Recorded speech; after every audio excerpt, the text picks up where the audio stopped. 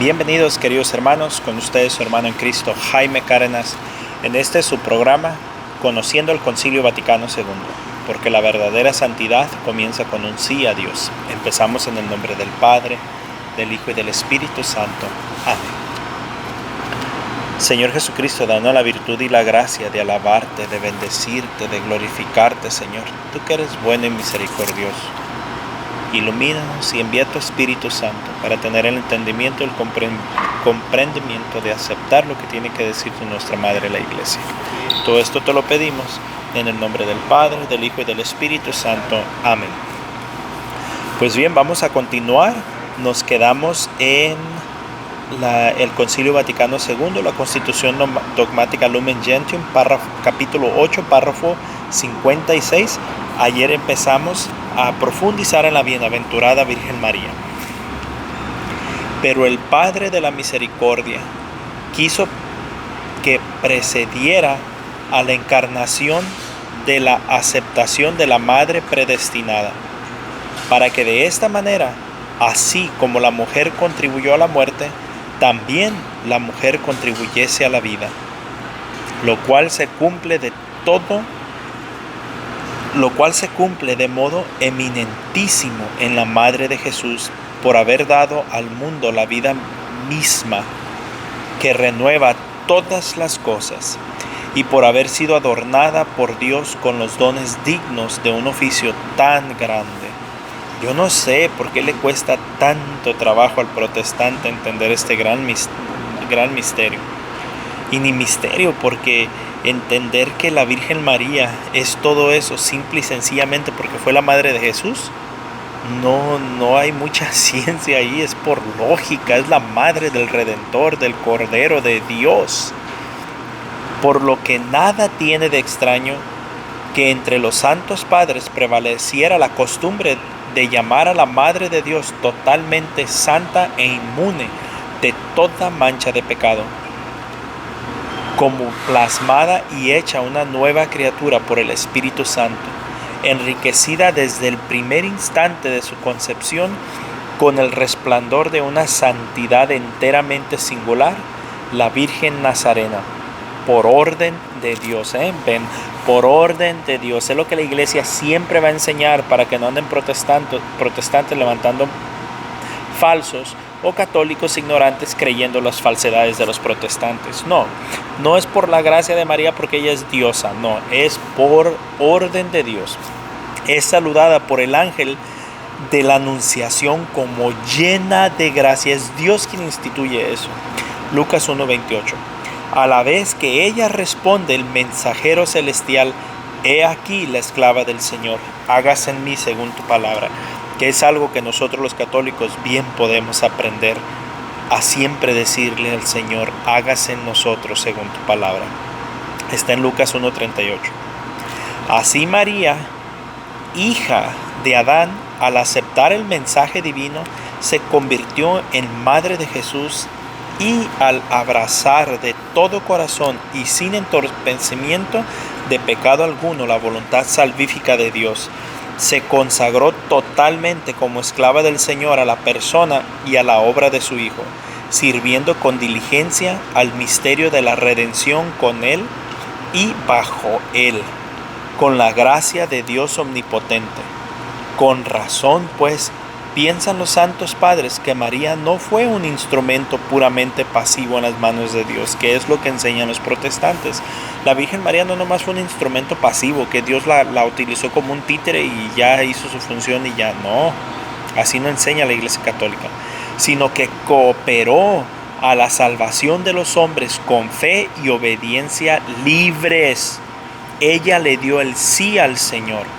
Como dice San Irineo, obedeciendo se convirtió en causa de salvación para sí misma, no ella, sino causa, porque por causa de su sí viene el Salvador en ella y trae la salvación tanto para ella como para todos los demás, para que vean que la Iglesia siempre ha enseñado que también la Virgen María necesita salvación.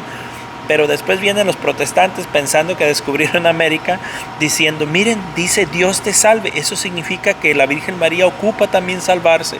Sí, siempre hemos enseñado eso. Yo no sé por qué se asustan o piensan que descubrieron algo importantísimo los protestantes. Es algo que la iglesia siempre ha enseñado. Y para todo el género humano.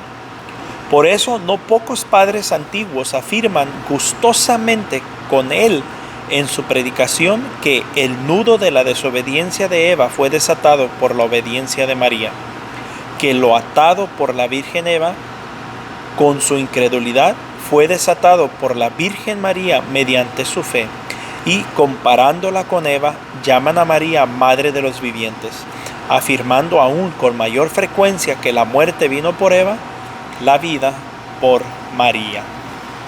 La bienaventurada Virgen y el niño Jesús, párrafo 57. Esta unión de la Madre con el Hijo en la obra de la salvación se manifiesta desde el momento de la concepción virginal de Cristo hasta su muerte. En primer lugar, cuando María, poniéndose con presteza en camino para visitar a Isabel, fue proclamada por esta bienaventurada a causa de su fe a la salvación prometida, a la vez que el precursor saltó de gozo en el seno de su madre, Lucas 1, 41 al 45. Y en el nacimiento, cuando la Madre de Dios, llena de gozo, presentó a los pastores y a los magos a su Hijo primogénito, que lejos de menoscabar, consagró su integridad virginal. Y cuando hecha la ofrenda propia de los pobres, lo presentó al Señor en el templo, y oyó profetizar a Simeón que el Hijo sería signo de contradicción y que una espada atravesaría el alma de la madre, para que se descubran los pensamientos de muchos corazones. Lucas 2, 34-35. Miren, mis hermanos, yo no estoy hablando mucho en esta parte porque no hay nada que puedo explicar yo o que puedo hablar mejor que lo que está hablando el Concilio Vaticano II sobre nuestra Madre Santísima. Entonces, por eso estoy leyendo. Después de haber perdido el niño Jesús y haberlo buscado con angustia, sus padres lo encontraron en el templo, ocupado en las cosas de su padre, y no entendieron la respuesta del Hijo. Pero su madre conservaba todo esto en su corazón para meditarlo. Lucas 2, 41 al 51. La bienaventurada Virgen en el misterio público de Jesús, párrafo 58. En la vida pública de Jesús aparece reveladoramente su madre ya desde el principio, cuando en las bodas de Caná de Galilea, movida a misericordia, suscitó con su intercesión el comienzo de los milagros de Jesús Mesías. Juan 2, 1 al 11. A lo largo de su predicación acogió las palabras con que su Hijo, exaltando el reino por encima de las condiciones y lazos de la carne y de la sangre, proclamó bienaventurados. Marcos 3, 35, Lucas 11, 27, 28. A los que escuchan y guardan la palabra de Dios, como ella lo hacía fielmente. Lucas 2, 29, 51. Miren, cuando Jesucristo dice: ¿quién es mi madre y mis hermanos? Mi madre y mis hermanos son todo aquel que escucha la palabra de Dios y la pone en práctica. Pues nadie lo ha escuchado la voz de Dios y la ha puesto en práctica como la Virgen María. Así avanzó también la Santísima Virgen María en la peregrinación de la fe y mantuvo fielmente su unión con el Hijo hasta la cruz, junto a la cual, no sin designio divino, se mantuvo erguida. Juan 19, 25. Sufriendo profundamente con su unigénito, no había más, y asociándose con entrañas de madre a su sacrificio, consintiendo amorosamente a la inmolación de la víctima que ella misma había engendrado, y finalmente fue dada por el mismo Cristo agonizante en la cruz como madre al discípulo con estas palabras: mujer, he ahí tu hijo. Juan 19, 26 al 27. La bienaventurada Virgen después de la ascensión, párrafo 59. Por no haber querido Dios manifestar solemnemente el misterio de la salvación humana antes de derramar el Espíritu prometido por Cristo, Vemos que los apóstoles, antes del día de Pentecostés, perseveraban unánimes en la oración con algunas mujeres, con María, la madre de Jesús, y con los hermanos de este. Hechos 1:14. Y aquí el protestante puede decir, ya ven que la Virgen tuvo más hijos, porque aquí dice que los hermanos de Jesús. Sí, pero estudien antes de que estén hablando. Abraham le dijo a Lot, no está bien que tú y yo nos peleemos siendo hermanos, cuando en realidad Abraham era tío de Lot. Los judíos entre ellos se decían hermanos, y todavía más entre las mismas tribus también se decían hermanos. Estudien antes de que vengan a criticar y decir falsedades de la Virgen María.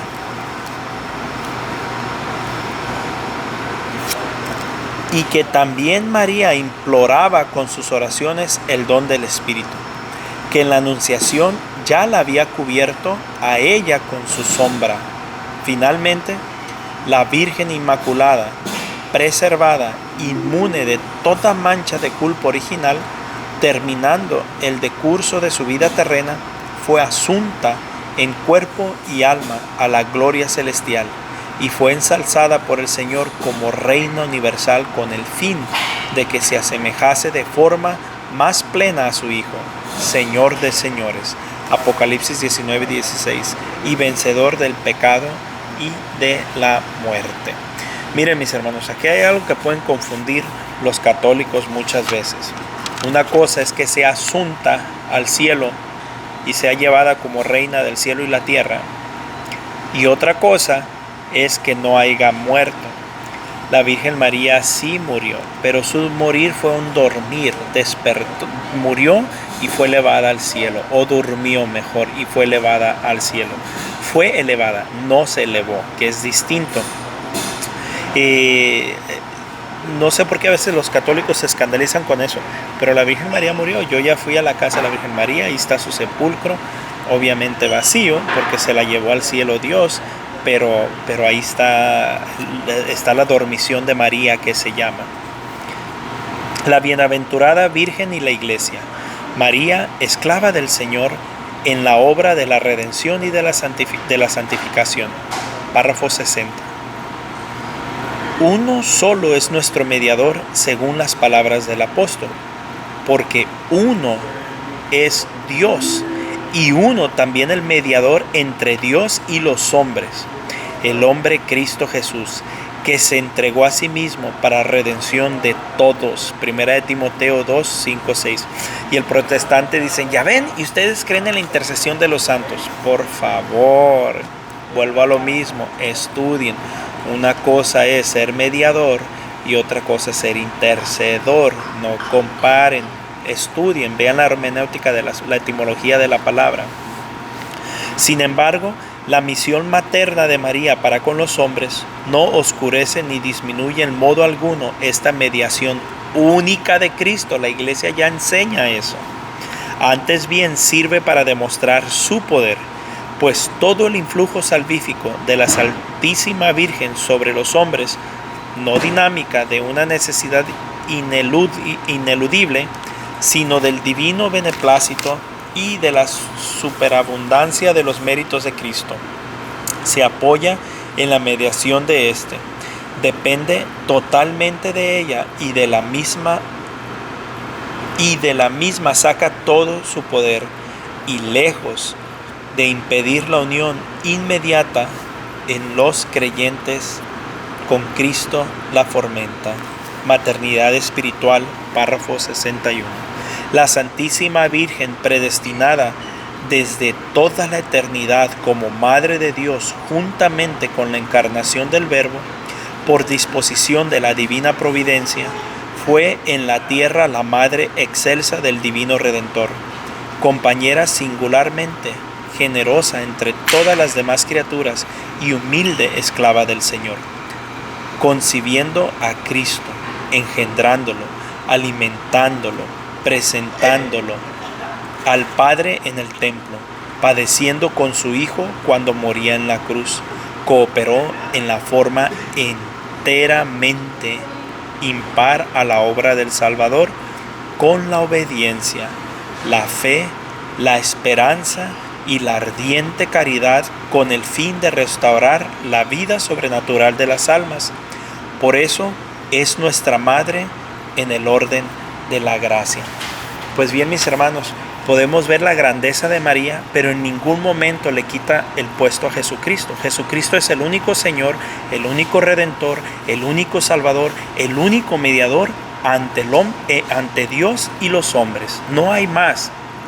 Pero una cosa es ser mediador y otra cosa es ser intercedor. Y esto es algo que los hermanos protestantes no logran entender. Pero también a veces hay católicos que le dan mucho más a la Virgen María de lo que ella es.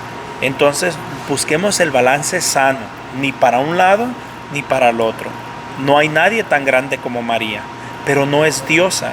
Ella no tiene poder de hacer milagros. Los milagros los hace Jesucristo por las gracias de María, o sea, por la intercesión de María. Y no hay otra intercedora más grande que ella en la tierra. No lo hay, pero aún así el poder es de Dios, es de Jesucristo. Pues bien, mis hermanos, un fuerte abrazo, la paz del Señor y primero Dios, continuaremos mañana. Tengan un bendecido día.